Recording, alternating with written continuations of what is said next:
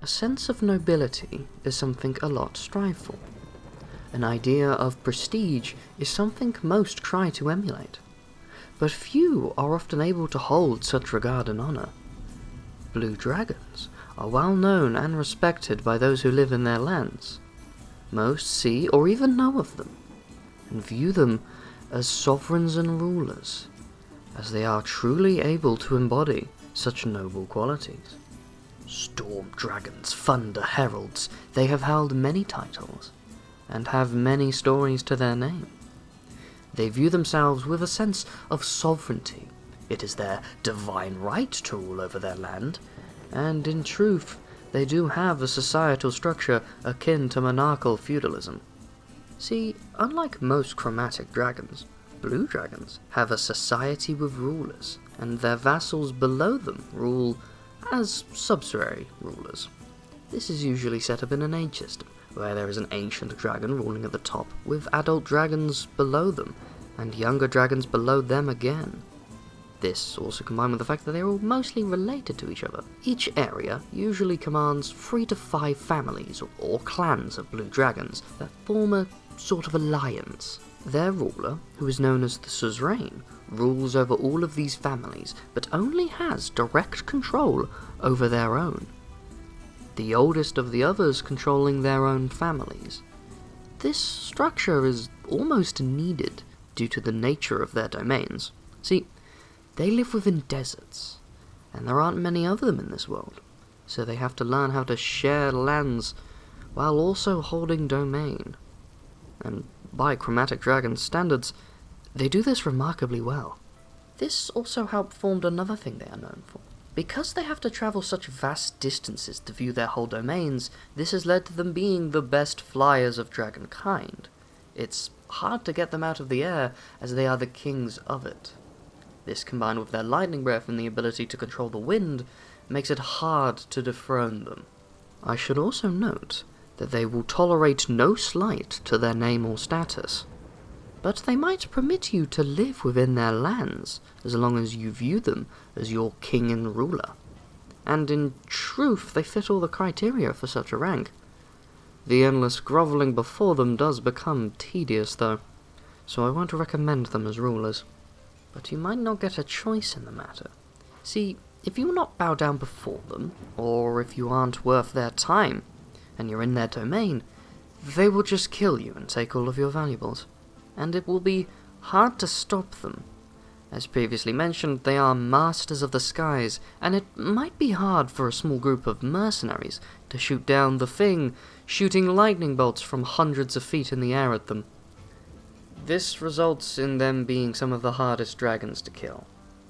If you have no capability to attack a foe in the sky, then you almost certainly can't stop them. But more worryingly, because of their societal nature and the feudal society they live within, you might have difficulty fighting one alone. See, if you remove a part of the pyramid, the part below or above might want revenge against you. Of course, their hoards matter a great deal to them, like all true dragons, and blues are no exception to this. They have their own wants and desires. Of course, they love the typical coins and have a unique fondness for gems, but jewelry, especially that of a regal nature, is what they care for the most. Crowns, scepters, orbs, swords, ceremonial maces, and rings are something they want above all, especially if it matches their rank within the dragon's social structure. If you are ever in a scenario where a blue dragon demands tribute of you, remember their preferences.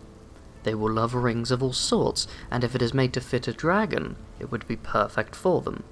But keep in mind while gifting them that you should always use regal and artistic words to praise them. Referring to them as their correct titles might in fact save your life. Another thing they would greatly appreciate is something depicting their whole family. Statues or family trees, tapestries, or detailed territorial maps of the whole desert. Of course, you would need to put some time in to learn all this information, and if the dragon is unaware of you as you do so, they might actually view the gift as a threat. So I would be careful about how you go about doing this if this is your plan. They are also quite fond of gemstones with a blue colour, unsurprisingly, as they view it as a noble colour. But they have a particular fondness for sapphires, viewing them as the most prized to behold in their hoards, and loving all jewellery with it. Their lairs are where you will find most of these treasures, as they make their lairs usually underground. A small city swallowed by time and sands is a lovely spot for a blue dragon, but they will usually settle for caves within the vast dunes. But you must be careful while in their lairs, as their traps are well hidden and purposefully set up to ensnare you within them. Another interesting thing about their lairs, most of them have a secret passage or sealable hole that gives them quick access to fly in and out of their lair, but it is useless for those who can't fly, and the smarter ones tend to have a way to seal it off so no one can sneak in through it. They are actually quite competent spellcasters too, usually preferring illusion magic over anything else. Playing with mirages is something they love to do. Combined with the fact that they live in a desert, can be quite the mean trick to play. But expecting a blue dragon to fight fair is foolish. They are very dirty strategists. They would rather trick, manipulate, and abuse tactics if they can. There's a reason they're known as the best flyers, because if they have no reason to land, they simply won't, making them actually quite a bore to fight. If you are going to fight one, prepare for lightning, especially from their breath weapon, but also as storms tend to brew when they fight, so get ready to be struck by lightning in two ways by them. The illusions is another thing you should be ready for, as they're quite fond of them as previously mentioned. But they do have a weakness, something that they share with a lot of dragons, but is taken to a whole other caliber for them. See, their pride is ever present and showing, to the point where you can break it easily, making them throw out their strategy in a fit of rage. But they also have great love and care for their family, and, in a way, that can be used as a weakness. But if you are a more morally good person, you might want to stray away from such tactics as blackmail and threats. But, that being said, most dragons are arrogant, and think they should be higher than they actually are. So if you want an old blue dragon killed, you might want to recruit one of their underlings. It's not a guarantee, but it might work. And as always, you will need the right equipment, but there is little more to know, other than the fact that when facing a blue dragon, it's rarely just the one, as a family member will often seek revenge for their slain kin, but their minions will be more willing to help, as blue dragons are known to take on whole kingdoms under their control, and it's hard to control a kingdom fully. You will also find that most civilization or tribes of people that live within deserts are often vassalized by blue dragons, and serve as subjects to them. And of course, they keep things of their elemental breath attack, that being lightning, but also tend to keep things that are wind-related. It's also quite common to see them take on flying creatures as minions as well, such as wyverns. I also tend to find that a lot of powerful entities tend to give the dragon tribute in exchange for being left alone. Mummies are one of such powerful entities that have this sort of agreement, with some going more one way than the other. But they do have all sorts of powerful entities at their commands. Wizards, sages, scholars, advisors, maybe even assassins, forming a sort of knightly court in a few regards. In fact, if you live in a desert, it's almost impossible to not have an interaction with a blue dragon, as they tend to claim the whole thing, so most have accepted life with one nearby. But unlike some dragons, they might actually make sure you are living and thriving while in their domain. Well, as long as you're consistently giving them tribute, and you pledge loyalty to them and their family. I must assure you, if I haven't already, that family matters a great deal to them. This is probably the thing that sets them apart from other chromatic dragons the most, is they actually care and are attentionate of their family. They're not just good parents, but good family members in all regards. They treat all of their kin and kind with respect and dignity. This extends to all things in their family life. In fact, this even extends into how they reproduce too. See, blue dragons actually have a sense of noble-like courtship, where two potential partners even go on dates where they try to impress each other and even give gifts to one another. Once the pair are happy and think they are both compatible, they will present their partnership to the suzerain, who will have the final say and acts as a sort of priest, initiating it as a kind of marriage.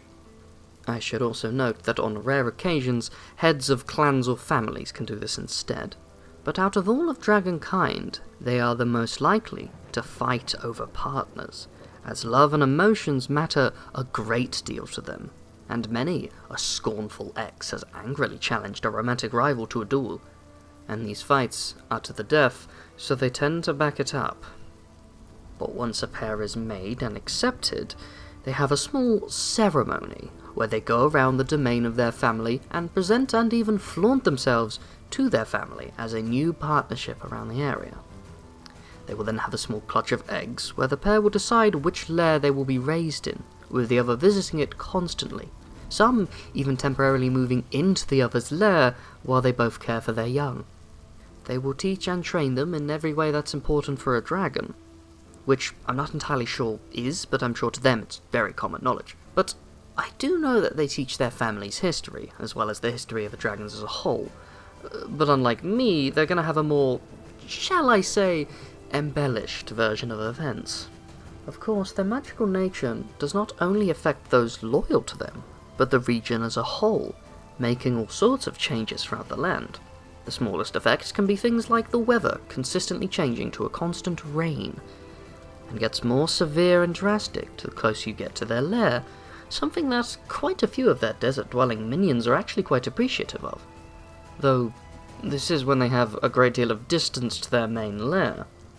However, dust devils and tornadoes are also known to start up within the Blue Dragon's domain, something that is less helpful. The land might also be more susceptible to sinkholes and quicksand appearing throughout the land in order to trap those who are unwanted. And no one wants a massive thunderstorm to consistently break out on a weekly basis. I have seen some manipulate the land with illusions so often that mirages become a consistent reoccurring problem because of their manipulation, making those who are non-locals die in the wild sands for the dragon to loot after. I will also say that they are still chromatic dragons, and should be considered evil, rightfully so. While being some of the easiest to serve, they are still cruel beings. They love to kill and torture to send their messages, and it can be hard for one of their subjects to leave their domain. Well, if one of the dragons isn't happy with the current hierarchy, they might scheme to take over, but they might just more likely to leave, and the suzerain will let them, as they are kin in a few regards. But if a group of humanoid subjects wish to leave, well, that's not going to happen. They will most likely kill at least one of them to prove that that's not allowed. I have met one particularly cruel blue dragon called Blenkissar, the Hated. She would find those in the wild dunes dying of thirst and make an illusion of water before them, but consistently moving it forward as they go. Once the person realized this, she would reveal herself to them, sometimes in a human form to trick them again. But she would tell them that she would give them water, but only if they were to eat the sand on their feet. Sometimes when they did this, she would just leave them to die anyway, laughing as she walked away. She was eventually overthrown by her son Talstorn, the Sharpened Fangs, and his mate Mikasta, who were better rulers if you ask me, something I think most would agree with for obvious reasons. Although, to make a message, he demanded a right hand from each settlement under his command, and for all dragons below him to hand over a part of their hoard as tribute. So perhaps history might repeat itself anew. Another thing I might note is that some ancient blue dragons are known to adopt other types of dragon wormlings to add to their hierarchical structure, especially if they plan to expand out of the desert. They might adopt or even steal an egg from a type of dragon who lives in the type of terrain they plan to expand into. But this sort of thing rarely actually occurs, only when the suzerain has grand ambitions of usually world conquest, something that a lot of ancient dragons do eventually plan for. Well, that's enough talk of dragons for now at least. I have to catch you another time though. Thank you for listening to my tales. I am the Ashspawn. Feel free to leave a like, comment, or subscribe.